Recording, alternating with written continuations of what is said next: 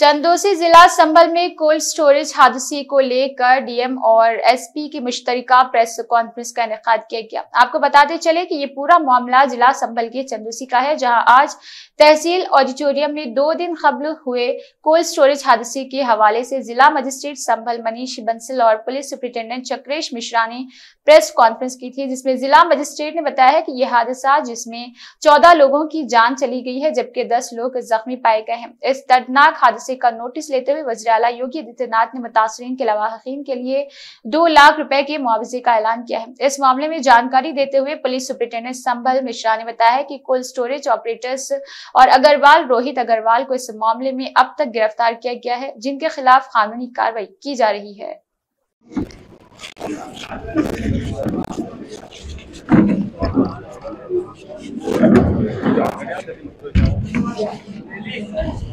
16 मार्च यानी कि परसों चंदौसी के बर्रई गांव में एआर कोल्ड स्टोरेज जो है वो क्षतिग्रस्त हुआ।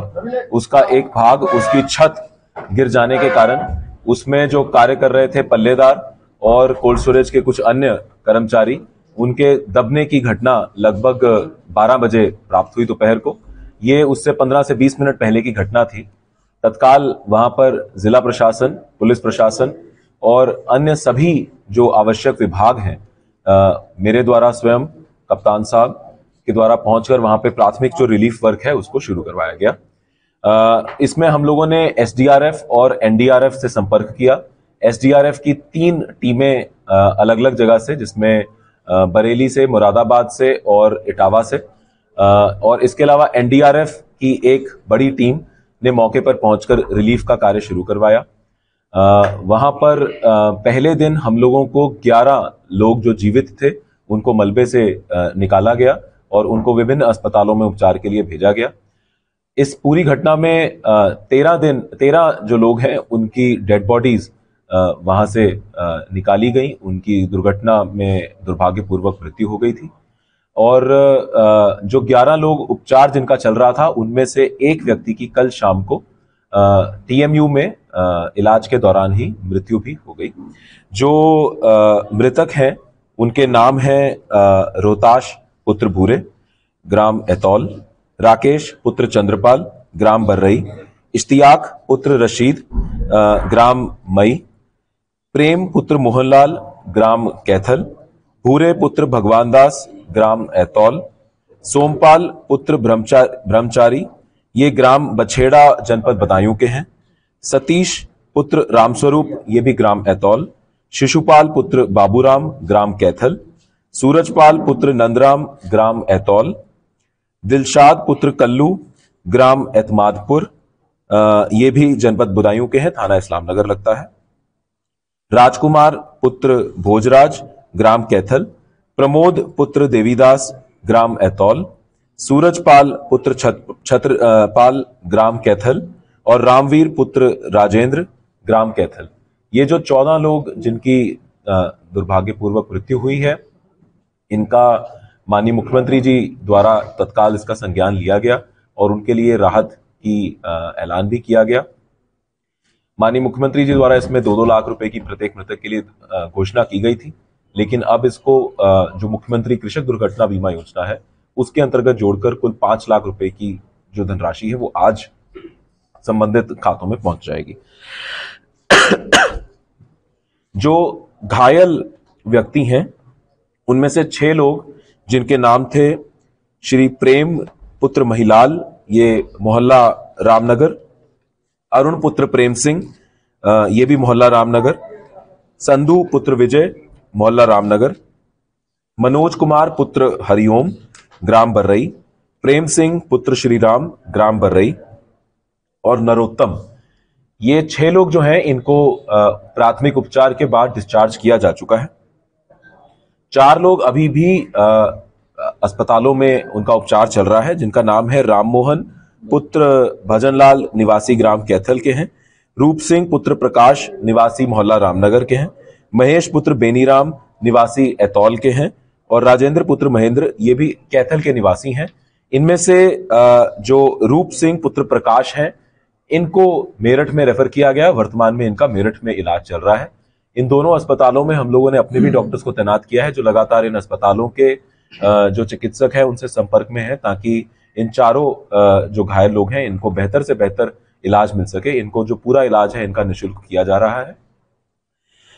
पूरी घटना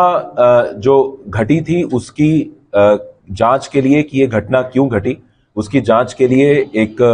प्रशासनिक तौर पर एक मैजिस्ट्रियल इंक्वायरी की गई है, शुरू की गई है, जिसमें कि इस पूरी घटना के तथ्यों को सामने लाया जा सके। इसके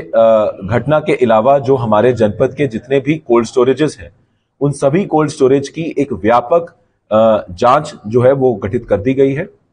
इन सभी कोल्ड स्टोरेज की जो स्ट्रक्चरल स्ट्रेंथ है, इसमें किसी भी प्रकार की कोई ऐसी कमी तो नहीं है या कहीं पर कोई कोल्ड स्टोरेज मानक के विपरीत तो नहीं चल रहा है। उसके लिए एक 3 सदस्यीय समिति, जिसमें कि एसडीएम या डिप्टी कलेक्टर्स, संबंधित सर्कल के जो सीओ पुलिस हैं और पीडब्ल्यूडी के इंजीनियर्स को लगाया गया है, जो इन सभी कोल्ड स्टोरेज की स्ट्रक्चरल स्ट्रेंथ की भी जांच करेंगे और ये भी देखेंगे कि क्या कहीं पर भी किसी मानक के विपरीत कार्य तो नहीं हो रहा, ओवरलोडिंग तो नहीं हो रही है, और उसकी रिपोर्ट जो है अगले 3 दिवस में देंगे, जिसके आधार पर आगे की कार्रवाई की जाएगी। जो ये कोल्ड स्टोरेज है इसका जो पुराना हिस्सा था, जिसका मुख्य भाग जो है अभी भी वहां पर है, सलामत है, उसकी भी स्ट्रक्चरल सेफ्टी की कार्रवाई शुरू कर दी गई है, ताकि अगर उसमें किसी भी प्रकार की कोई इस पूरी घटना के कारण क्षति हुई है तो उसको भी हम लोग देख सकें। उसके लिए एक अलग से टीम बनाई गई है जो वहां पर चिलिंग प्लांट है उसको भी पुनः संचालित करने की कोशिश कर रही है, ताकि जो वर्तमान में जो उसके अंतर्गत फसल आलू की रखी गई है कृषकों की, वो खराब ना हो। इस पूरे रिलीफ वर्क में लगभग 30 घंटे लगे और 30 घंटे नॉन स्टॉप ये पूरा रिलीफ वर्क किया गया। इसमें माननीय मंडलायुक्त महोदय और डीआईजी मुरादाबाद महोदय भी लगातार घटनास्थल पर ही बने रहे। इस पूरी जो रिलीफ वर्क था इसमें हमारे विभिन्न प्रशासनिक अधिकारियों ने और प्रशासनिक विभागों ने, चाहे वो हमारे राजस्व विभाग के हों, रेवेन्यू डिपार्टमेंट से हों या पुलिस डिपार्टमेंट के हों, उन्होंने काफी मेहनत से सराहनीय कार्य किया है। इसके अलावा हेल्थ डिपार्टमेंट, हमारी जो नगर पालिकाएं हैं उनके अधिकारी और उनके विभिन्न कर्मचारियों ने, फायर डिपार्टमेंट, सप्लाई विभाग, माइनिंग डिपार्टमेंट, एआरटीओ और पीडब्ल्यूडी और आरईडी डिपार्टमेंट के अधिकारियों और कर्मचारियों द्वारा भी मैन पावर और मशीनरी देने में सहयोग किया गया। इसके अतिरिक्त यारा फर्टिलाइजर्स लिमिटेड द्वारा और यूपीडा के जो अधिकारी हैं, जो इसके लिए जो ठेकेदार जो यहाँ पर गंगा एक्सप्रेसवे का काम कर रहे हैं जिन कंपनियों द्वारा, उनसे भी हमें काफी एक महत्वपूर्ण सहयोग खासतौर पे मशीनरी के रूप में मिला, जिससे कि ये पूरा जो ऑपरेशन है हम लोग पूरा करने में सफल रहे हैं। जो लोग जिसकी इस घटना में मृत्यु हुई है और जो लोग इसमें घायल हुए हैं, उनके साथ प्रशासनिक अधिकारी और हमारा पूरा प्रशासन और शासन जो है लगातार हम लोग संपर्क में है। उनको किसी भी प्रकार की जो आने वाले जीवन में उनके किसी प्रकार की कोई ऐसी समस्या ना आए, उसके लिए भी लगातार उनका संपर्क किया गया है और उनको सहयोग किया जा रहा है। पुलिस कार्रवाई के संबंध में भी जो कोल्ड स्टोरेज के मालिक थे उनके खिलाफ मुकदमा 304 का उसी दिन पंजीकृत कर दिया गया था और दोनों जो आयुक्त जो अभियुक्त लेबर डिपार्टमेंट के द्वारा भी इसमें जो लेबर एक्ट है या अन्य भी जो संबंधित एक्ट हैं उसके अंतर्गत जितने भी इस पूरी घटना में जो पल्लेदार हैं, क्योंकि वो सब श्रमिक थे, उनको एक सहायता धनराशि दी जाती है। ये सहायता धनराशि जो भवन स्वामी होता है उसी के द्वारा देय होती है। तो जो भी इसमें सहायता धनराशि बैठेगी उसकी कैलकुलेशन जो लेबर डिपार्टमेंट है उसके द्वारा कर ली गई है और वो जो है इन्हीं भवन स्वामियों के माध्यम से उसका भुगतान किया जाएगा और अगर किसी कारणवश समय से भुगतान नहीं होता है तो उसकी रिकवरी भी हम लोग करवाएंगे। और अगर पूरे जनपद में कोई भी अगर ऐसा कोल्ड स्टोरेज पाया जाता है जिसमें या कोई भी ऐसी बिल्डिंग पाई जाती है जहां पर किसी भी प्रकार की कोई कमर्शियल एक्टिविटी हो रही है और वहां पर कोई ऐसा मानक पूरा नहीं हो रहा है जिसमें कि किसी भी प्रकार की कोई दुर्घटना ऐसी भविष्य में ना हो, हम लोग अभी से इसमें पूरी एक टीम गठित कर दी गई है। कठोर से कठोर कार्रवाई करेंगे। कोई भी ऐसा कोल्ड स्टोरेज अगर पाया जाता है तो उसकी भी ध्वस्तीकरण की कार्रवाई विधि के अनुसार की जाए। इसी तरह का एक चंदोसी में बाबूराम इंटर कॉलेज है, उसमें 7 फीट कम से कम छज्जा निकला हुआ, 4 मंजिल, और कई बार वो वाली बात आई है कि मतलब इस पर कार्रवाई ही कर, लेकिन आज तक उस पर कोई कार्रवाई